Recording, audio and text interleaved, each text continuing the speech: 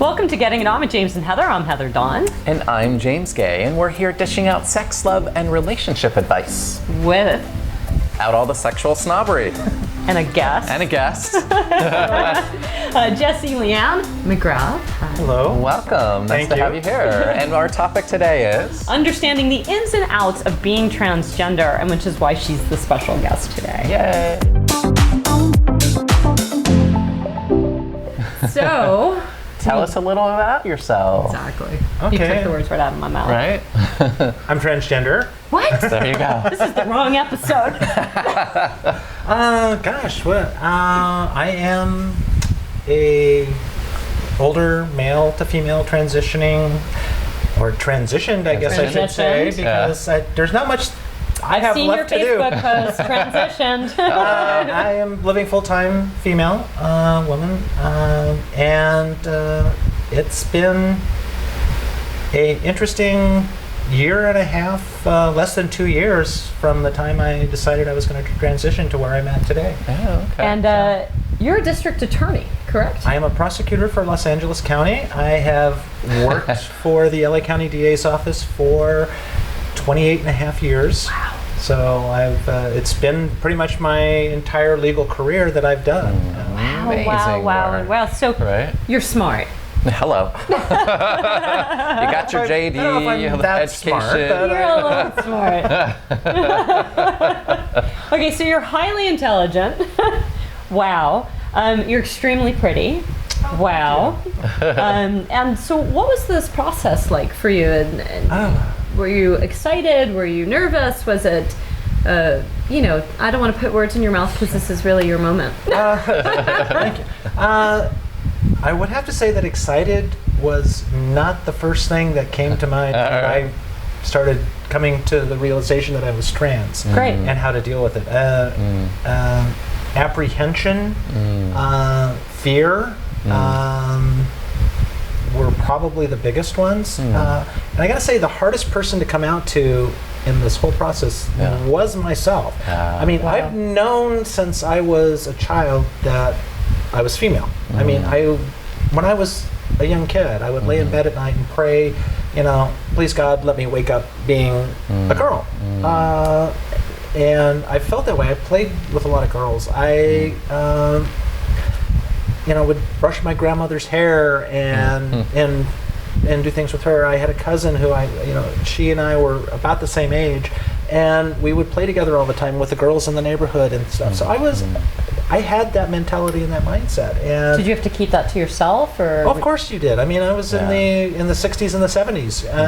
The only trans people that anybody ever really was aware of at that period of time, that at least in the Midwest where I was growing up, was Christine Jorgensen and Renee Richards, and were the butt of a lot of jokes. Yeah. And the last thing I wanted to do was be the butt of a lot of jokes. Right. And even though, interesting enough, my mom used to always say that she knew she was having a girl because her pregnancy with me was so much different than my brother, and that she was flabbergasted when I came out as a boy.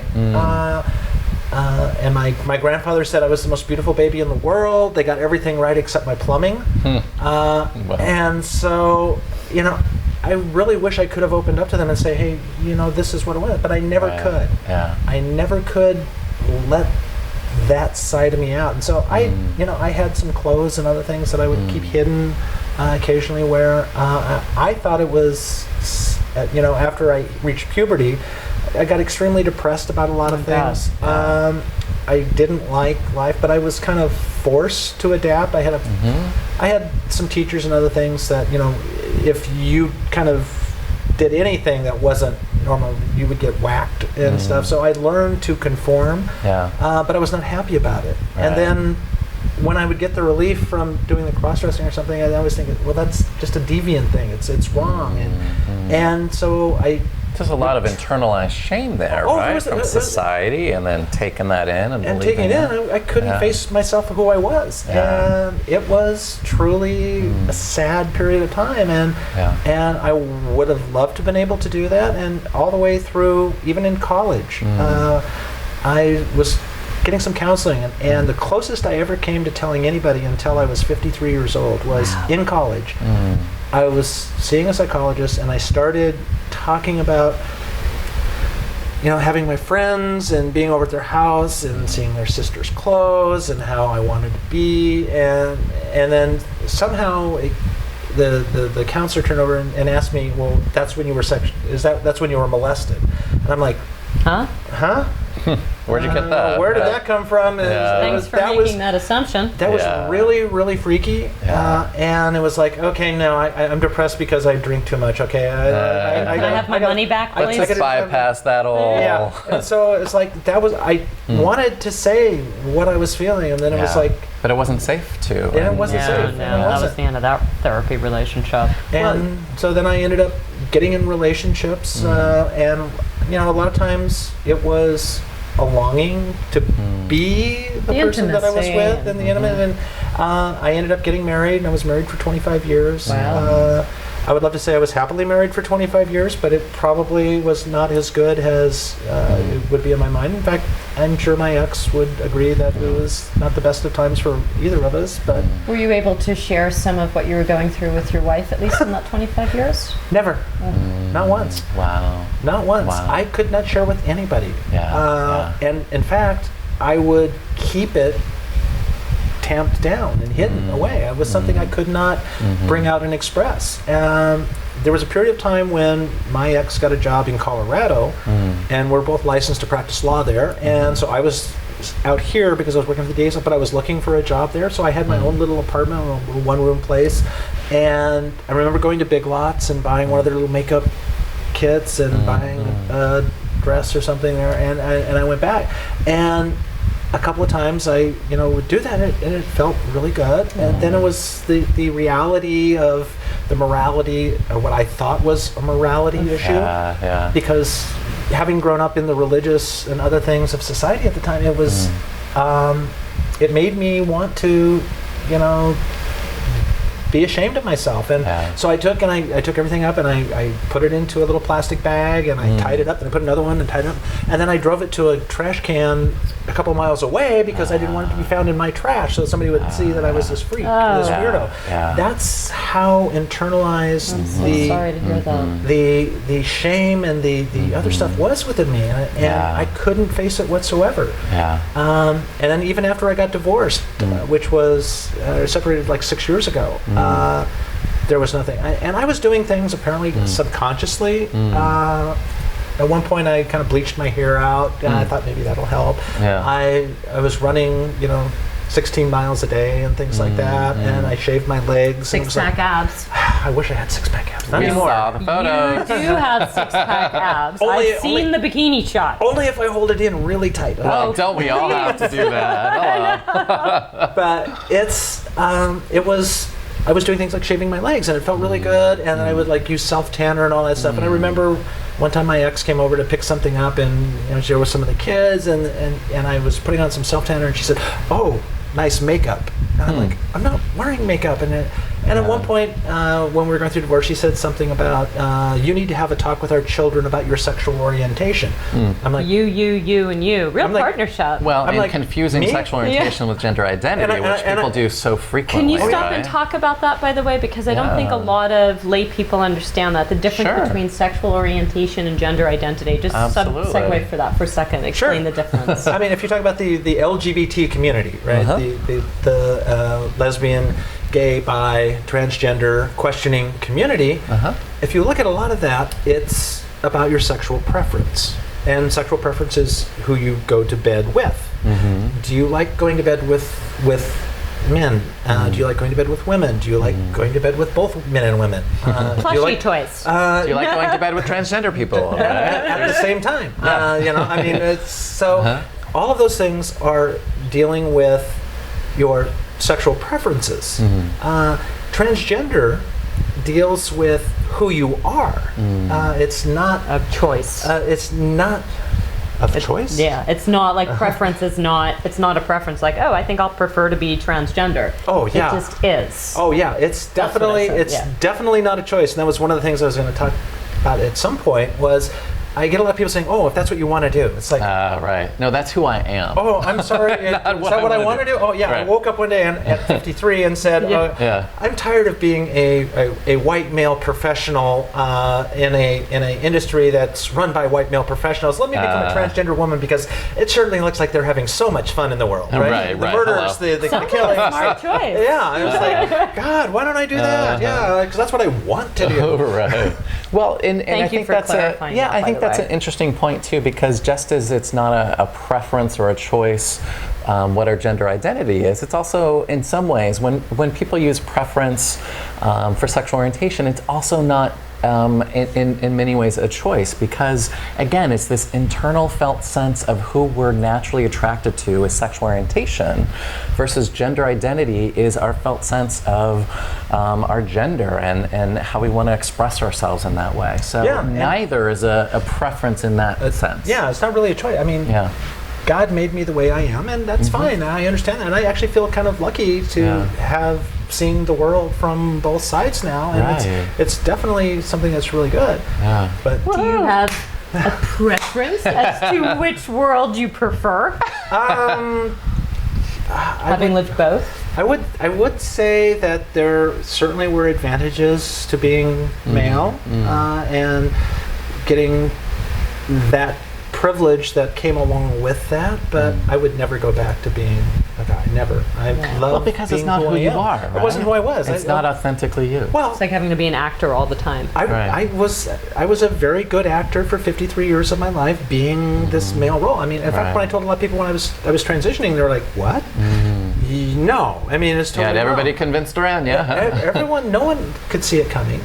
And then going back to my with my ex-wife, where she had this talk with my children about my sexual orientation. She goes, "You're so obviously gay," and I was like, "I am." Right. News to me. Besides the fact that I'm not attracted to men, I've never been with a man. I don't want to be with a man, and never have had thoughts, anything associated with being a man. And maybe there's something to your story, your theory. I don't know. Anyway, so I jokingly a week later go, "Oh, I was at my therapist, and guess what? You're right. It turns out I am gay. I'm a lesbian." And little did I know how prophetic that really was. Well, and that's the thing is people in terms of etiquette, right? Yeah. People can't tell you who you are. The only one that can say who you are is yourself, right? Oh no, there's a lot of people that want to tell me who I am. Right. Well, the Family Research Council. They're not going to be correct all the time, right? They want to tell me, that I'm just a delusional individual who needs psychological help, and it's like, I got that. No, I need to be free to be you and me. Yeah. That's what I need. And I got the psychological help. I got the medical help that was needed, because so many people think that this is the choice thing, that it is something that we want to do, that we're just delusional, and they'll throw out the things like if somebody thinks they're a cat, do we let them artificially put whiskers on their face and let them think that they're a cat? It's like, this is something totally different. There are millions of people who are trans, and everyone who wants to say God doesn't make a mistake. Well, okay, great, God doesn't make a mistake, but He made transgender people, and so we're not mistakes. No mistake. He made me this way, and part of it is, and there's been a lot of science and research on that, and it's funny how certain groups want to just ignore the weight of the evidence and rely solely upon a few people who are pretty much been discredited, and that's what they base their backbone on, saying that there's science that says that this is just delusions. Always updating itself. It changes constantly. It's misapplied and misinterpreted too. So and it really is. There is science out there that says that this is a medical condition, that in utero hormones play a dramatic effect on the development of the human body and the human mind. And the funny thing is that those two things take place at different stages of the pregnancy.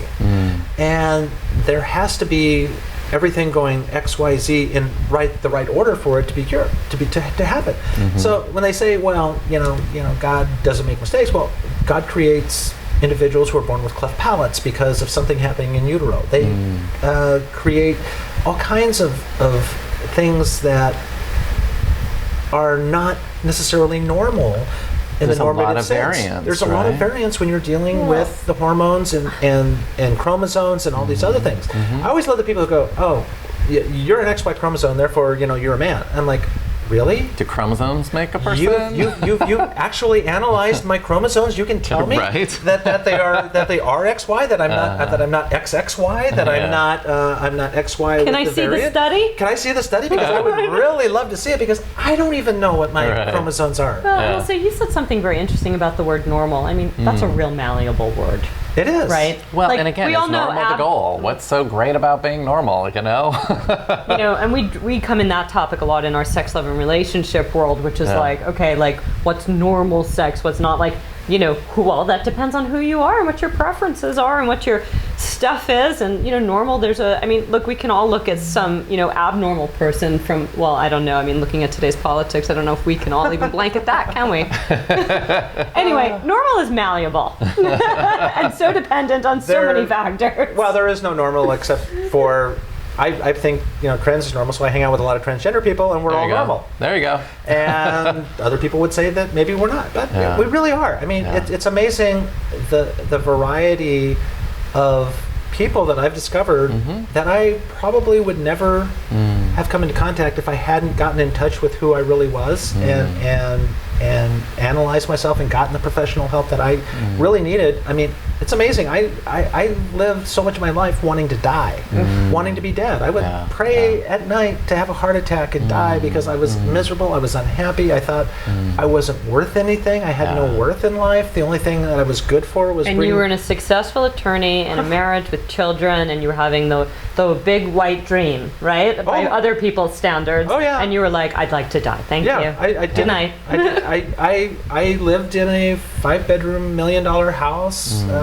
My ex was driving the Lexus. We had a Lincoln, and this is all the things that define happiness. All the things that define, how everything is. I was a scoutmaster, assistant scoutmaster. I was helping the kids coaching. I was taking pictures and everything. But at the same time, I felt I was miserable. I was unhappy, and I couldn't understand where it was coming from and why. And that's it was. the net result of rejecting an essential part of who we are, right? Oh, that's got to be what it was, because and societal oppression with who we are. There wasn't space or safety for you. Oh no! Right? I mean, and even then, it was my coming out to myself and everything was. It just became so incredibly overpowering. I want to say that this time when it hit, because it had hit a couple of times, and I'd always managed to tamp the genie back into the bottle and keep it bottled Repress up. it, deny Repress it, deny it. And the interesting thing is you can do that on your conscious mind, but your subconscious doesn't let you forget. And that was what was driving, I think, a lot of my unhappiness with so many things, is I was being who everybody thought I should be. I was being the husband. I was being the father. I was being the good cub master. I was being the good lawyer. Everything that I was told, everything that society expected me to be. Right. And actually, I'm still all those things, except I'm female. Yeah. Right. And I'm a much happier, productive individual. Yeah. Well, what would be some etiquette? Like if you were to advise people, I've come across a lot in my small little niche of my world. Many different times where people want to, are just genuinely curious and want to know more about the transgender community. James is a licensed marriage and family therapist. I'm a life coach and yoga therapist. But, what's appropriate if somebody is curious or has questions, and what's not appropriate? Well, that's a really good question, because it's going to kind of depend on who the individual is, obviously. Right. Some people are much more open about themselves than other people are. But one of the first things you need to find out from them is ask them what their preferred pronouns are. Yes. What do they want to be called? Yes. And I got to admit, when I first started my transition, I was really pretty rough. Yeah. And I would get SIR'd frequently. It took a good 6 months or so for everything to kind of get into place, with my hair to be in the right phase. I had some surgery and some other things that helped. I got breast implants, and once I got to that point, I think it was pretty much not an issue. But when somebody's transitioning and everybody's different, so some people takes a lot longer than other people. But finding out from them what do they want to be called, because you even have gender non-conforming people who go by they and them type of thing. They don't want to be called him or her. Right. So finding out how they want to be addressed, what their preferred gender is one of the things that people need to do, and trying not to be really intrusive in asking questions about them. I mean, one of the things that I've always heard people say is, have you had the surgery? Okay, it's like, which one? What is the surgery? I mean, because there are so many surgeries possibilities, that you can have. That would never be a first question I would think of, penis or vagina? Right. Just curious. Well, that's the thing. I would never do that. That's a great filter. Would you ask the same I'm blunt, question? by the way. Would you ask the same question to someone who's cisgender, right? Correct. Like, would you ask about their anatomy? First thing I like to do when I meet somebody is, how big is your penis? Okay. Is it really big? Because I can't believe somebody would actually go up and ask. It happens all the time. Oh, it happens all the time. And it's. I'm embarrassed even thinking about it. I would never do that to somebody. Could you I mean, it's like walking up to a woman saying, "Are those your real boobs?" Right. Where did you get that facelift? What? Yeah, it's like that's. How did you get the idea that was okay to ask? It's really serious. I mean, because they do a lot of times. Have you had these? And frankly, I'm pretty open about myself, and I posted on Facebook. And I mean, I had my whole thing. I was in the hospital. Pictures with me and my anesthesiologist, my doctor. We love her anesthesiologist, Shannon.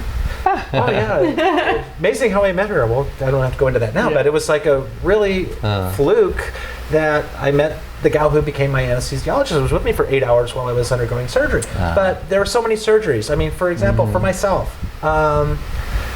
and because I am somewhat privileged, and because I do have health insurance, and because I also have a job that I've been in for a long period of time.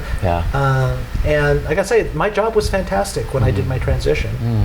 We can go into that in a little bit, but I've had a number of surgeries. I mean, I had my hairline lowered. I had my forehead contoured. So there's a difference between men and women that are really subtle that a lot of people don't realize, and it's the effects of when you're in utero, the testosterone, and then when you get older and you hit puberty and the testosterone gets released, it causes you to get your Adam's apple, it causes your voice to drop, it causes your bones on your forehead to kind of begin protruding a little bit. And all kinds of secondary sex characteristics. The secondary sex characteristics really start becoming pronounced. And so when you're trans and you do the transition, if you have these really heavy secondary sex characteristics, it can really make you stand out. And so I was fortunate. Mine weren't really pronounced, so I didn't have a whole lot of things that I had to do, but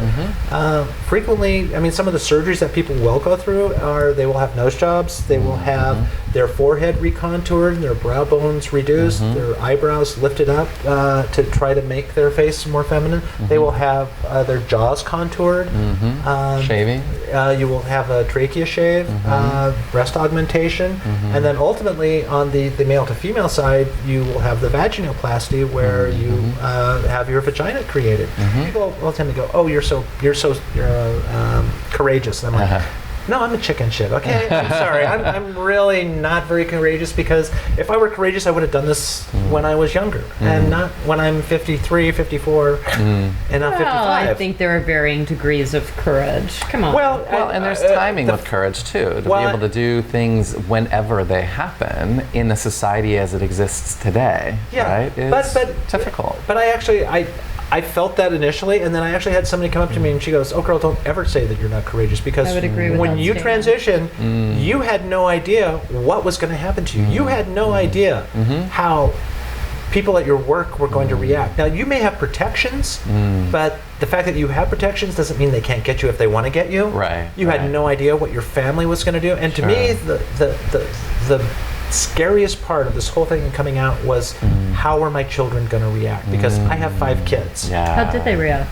Actually, really pretty good. It's amazing that they were educated on a lot of these issues. Right. I gathered them all together on a Sunday morning to have brunch at my place, and then we sat down and had my daughter in Nebraska on the TV with the FaceTime on that, and so she was looking at us, and we were sitting there talking with everybody, and I started explaining that I had been seeing a doctor and that I was undergoing some therapy and that there were going to be some physical changes that were going to be occurring with me. Yeah. And my youngest son goes, "This isn't going to be a Bruce Jenner type thing, is it?" You're like, ding, ding, ding. I'm like, well. Way less publicity, sweetie, but kinda. I said, yeah, it actually is something kind of like that. Yeah. And that was before the Diane Sawyer interview. So Except we are nothing like the Kardashians. I wish I had the money of the Kardashians, but That's not what we're talking about.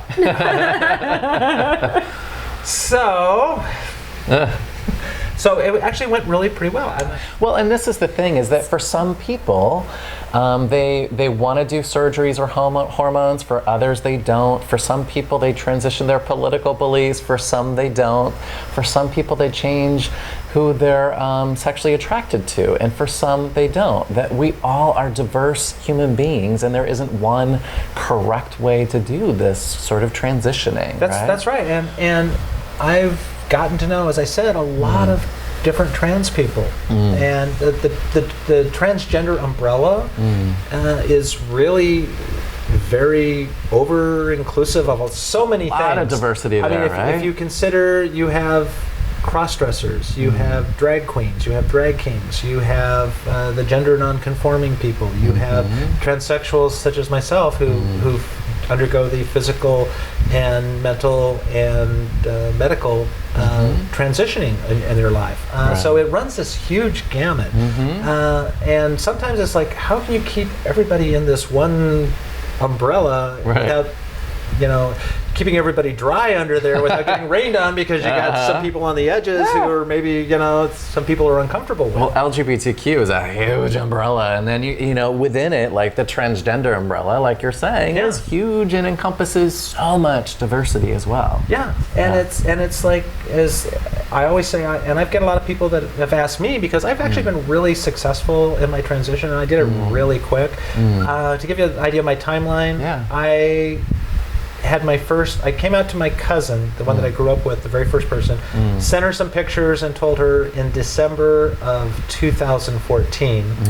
Wow. I began therapy in February of 2015. I started hormones in March. I legally had my name and gender changed in May. I was full-time at work in June. I had my facial surgeries and my breast augmentation in August. Wow, and you were on it. So you had also waited 50 plus years. I was, right? I was also, but I also, I was old, I was determined, and the funny thing was once I realized, and I had done some research, I looked online, and which is the one thing, when I was younger, we didn't have that. There was no ability to be able to look at these things. And kind of when I came out to my kids, I said, you don't know how lucky you are.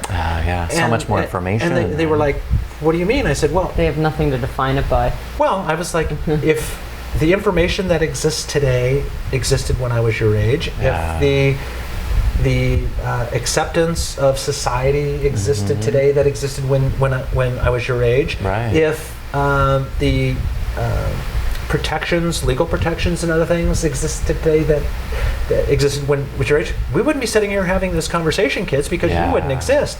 Because I could have transitioned at that period of time when I was younger, and not have to go through a lot of these things that I have to go through. And that's one thing I'm really glad to see, is the recognition now that the younger people are being able to transition at a younger age and not have to go through getting these secondary sex characteristics that you then have to spend thousands of dollars to get rid of. I have a question in relation to this. What do your children call you now? Very good. I mean, that was the one thing. That day, my daughter goes, "Dad, cool, yeah, right. Oh, wait, do I still call you Dad?" Right. That was the first thing I thought. I'm like, yes. I am biologically. I am your father, your dad. I will always be your father and your dad. However, when we're out in public, honey, we may want to come up with something different, because if we're at Nordstrom's trying on clothes and you go, Dad, do you like this blouse? And I go, Right. oh, it's really good. Let's get that. It's like an immediate outing. People are going to go, okay. So I actually said, well, let's think about this. We'll come up with something. And I also told them that you don't get to call me Jessie because I'm your parent, not your friend. You don't call me by my first name. Said if your mom wants you to call her by her first name, that's her choice to me, but this is mine, and please respect it, because there is a boundary there. So we came up with D. D. Oh. Either D-E-E or capital D, but it's like short it. for Dad. Yeah, So, I love it. Nice. so it works for us. And so when they're D, and it's like, oh yeah. And no one's the wiser on it. Right, And I do take my daughter shopping, and we go and we're how much trying on fun. clothes. You know, it's like, it is, because I used to hate shopping, and now it's like I so get the shoes thing. Right. Now it's like, Especially the frustration when they don't have your size. and that's most places, because I wear size 13. And Well, and you're tall too, right? so I go to Nordstrom Rack, and that's about the only place that I can go and try on shoes. So it's the better price for all the good shit. Well, so in terms of etiquette, if an organization or a person is having discomfort with someone who's gender nonconforming or of a gender that they feel uncomfortable with in a public space like a bathroom or a locker room, what kinds of advice do you have to give for them? Good question. The people that are uncomfortable with it, well, they just have to realize that understanding and society evolves and changes. And as things become more known, it's time to start changing your thinking a little bit. It's so funny when I hear a lot of the stuff now, the HB2 in North Carolina, and all of these laws that they're looking at trying to make trans people use the restroom that's on their birth certificate. It's really kind of backward thinking. And they claim they're doing it to protect women and children. Right. That's the same line they used in the 50s and 60s to go against the desegregation, and they didn't want the colored people going into the white women's restroom because it would shock their sensibilities. They would do all that. Right.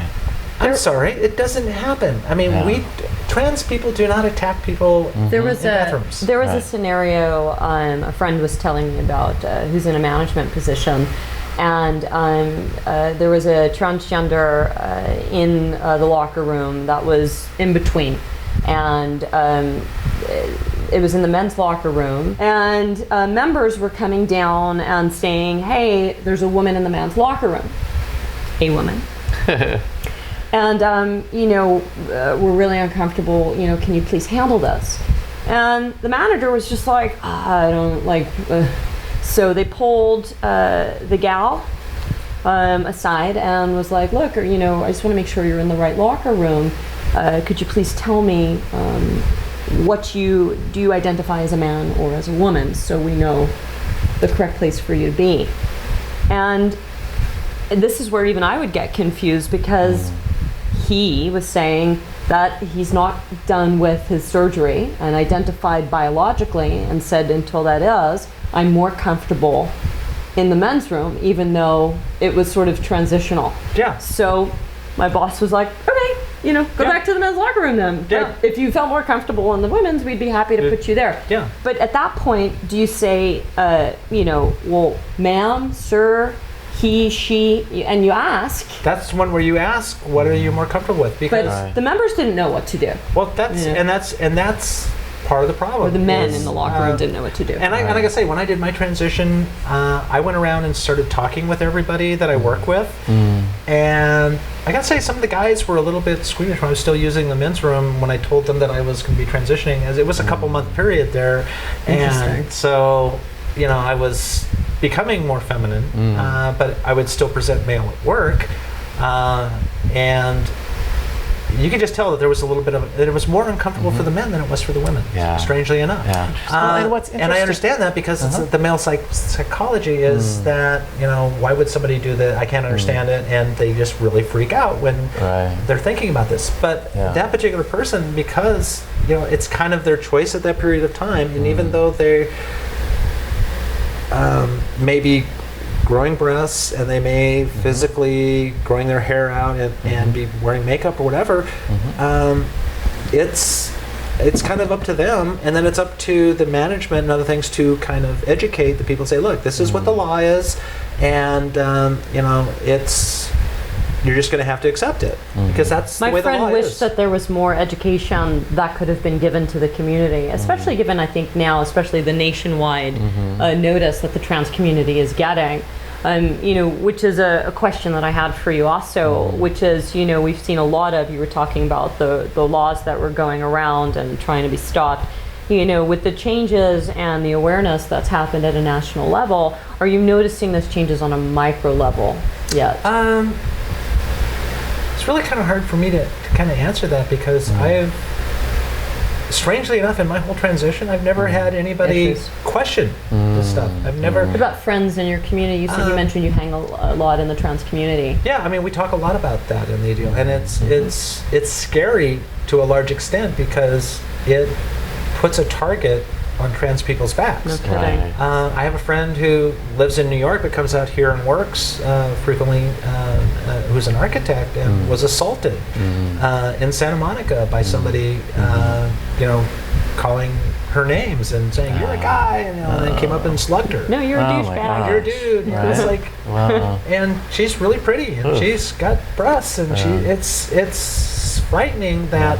Those are the moments you wish you were there so you could just step up and be like... Yeah. But here's the thing. It's like, it's not... Why don't you back down, sir? It's not our job to make whether you're cisgender, transgender, or otherwise, it's not our job to make other people feel more comfortable with their transphobia, with their biphobia, with their homophobia. Yeah. It's actually, we need to expect and educate people who are in that locker room to be more sensitive and compassionate and understanding. Without having to chastise. There's great resources like the Transgender Law Center has a booklet information on what companies and schools can do to be more transgender friendly and knowledgeable and warm and welcoming. And the National Center for Transgender Equality. There are a whole slew of organizations that are out there, but it's still not enough. Yeah. And there's a lot more work to be done. It's nice that there's a lot of things coming up in entertainment now where it's coming in like transparent, which this last season tackled some really big issues, and they looked at the young Mort in the 50s and what she was going through, and that role was actually portrayed by a now 13-year-old actress who's transgender from Indianapolis. Cutest little, smartest little girl that you would ever want to know, and her parents are fantastic in helping her in the transition because they realized what it was. It wasn't somebody going through a phase. Well, people aren't what you want them to be. They are what they are, and you either support that or simply walk away. I mean, and celebrate diversity. That there's a lot to be gained from that. And that's the thing that I see a lot in the community is you get people who aren't accepted, and so they come out to their parents and they're thrown out. So here you have somebody who's 18 years old, 17 years old, wanting to transition, having to live on the streets, and how do they come up with money for their hormone treatments and their therapy sessions and the other things that you need to be able to do that?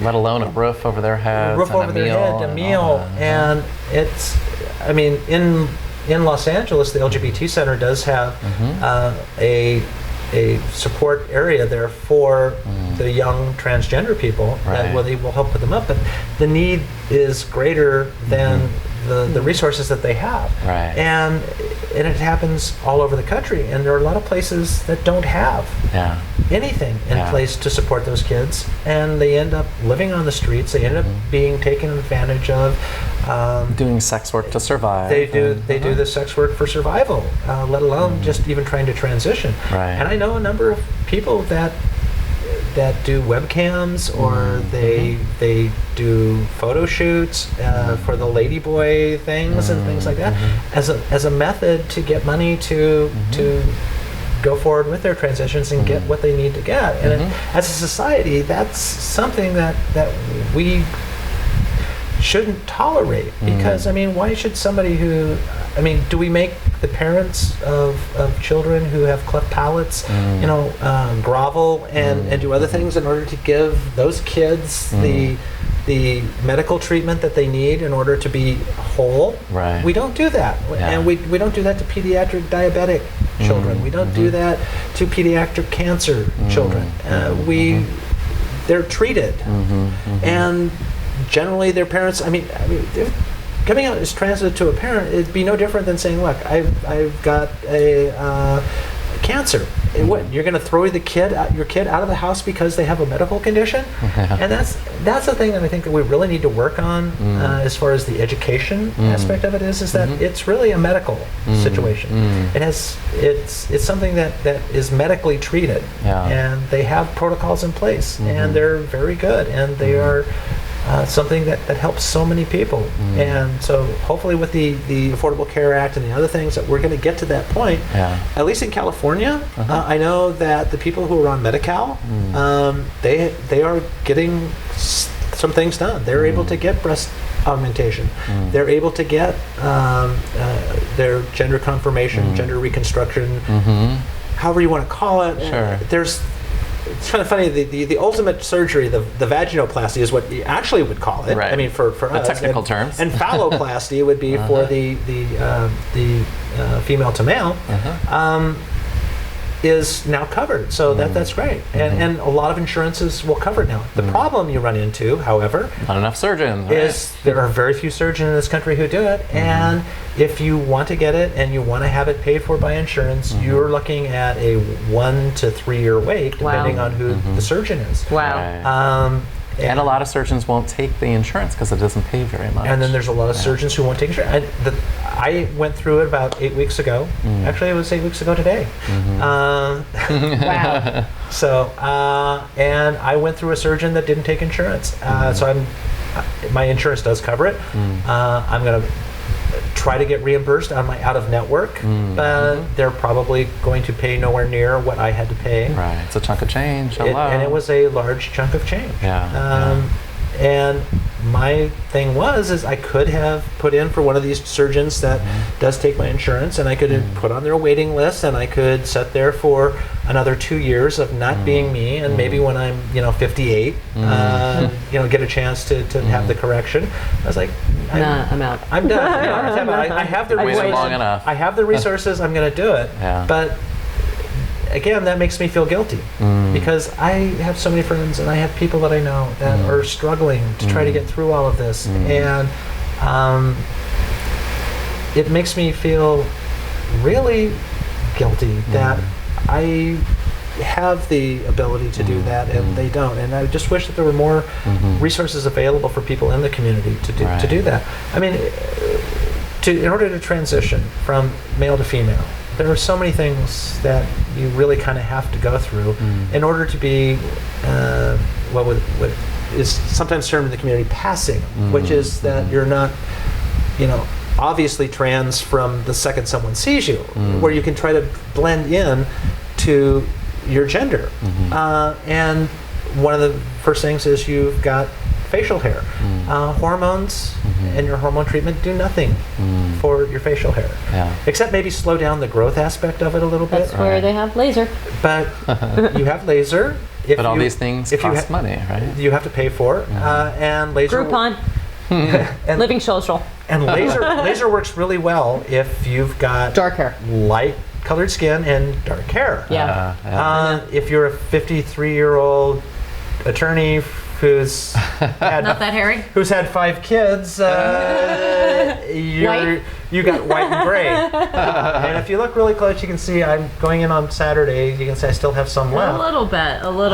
And so You'd have to point it and be like, look. Well, I have to grow it out for 3 days before I go in so they can see where it's at in order to be able to do the zapping and stuff. So that's kind of triggering for me. But I've already gone through about 140 hours of electrolysis of somebody sticking electrodes in my face. I need a reference for an electrolysis. Is yours in LA? Here in LA, actually over in Barrington, West LA. She's great. She's treated almost all the trans women in LA. I'm not going to be able to afford her. Forget it. Thank you so much. Yeah, such a wealth of information. I can't wait to rewatch this. So, yeah. And so if people want to reach you, if they want to follow any part of your journey, are you open on Facebook, or are you friends only, or? No, I post a lot of things on Facebook that's available to the public. I think I've disabled the public from commenting on most of my stuff. But yeah, everybody should do that. I do that too. No, I'm very open about who I am, what I'm doing. I try to educate as much as I can. It was great. Absolutely great. And I've been very open and everything. So Facebook, Jessie Leanne McGrath. Great. I'm on LinkedIn, and all of my information is public. And we don't want to see you on the opposite side of the table in court, because you'd be kicking our ass. Thank you again for being on our show. And you can reach us at thejamesandheathershow.com or on Twitter, James Heather Show. And we are going to do a lovely podcast with this lady, and you'll be able to get that on iTunes. Take a listen. Soon.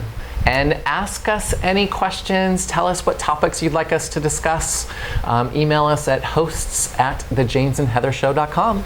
Bye, everyone. Bye.